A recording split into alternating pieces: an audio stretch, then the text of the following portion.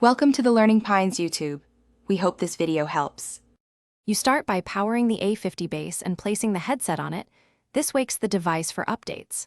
Once done, connect the base to a PC or Mac using a reliable USB cable and confirm the base LED is active. Make sure your computer is online and you have administrator rights. You will install vendor software.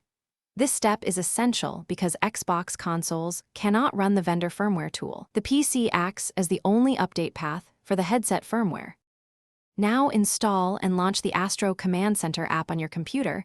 Run it as administrator so it can install drivers and access the base. Once ACC recognizes the base, the app will display available firmware or profile updates. Select the firmware update and click Update. During the transfer, the progress bar will move in stages.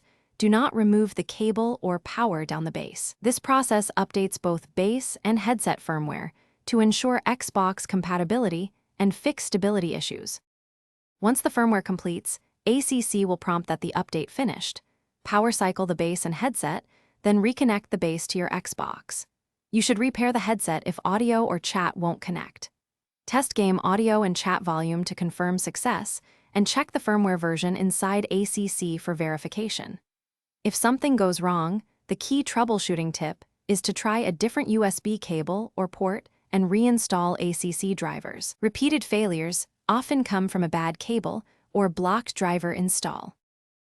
Thanks for watching. Consider subscribing if we helped you.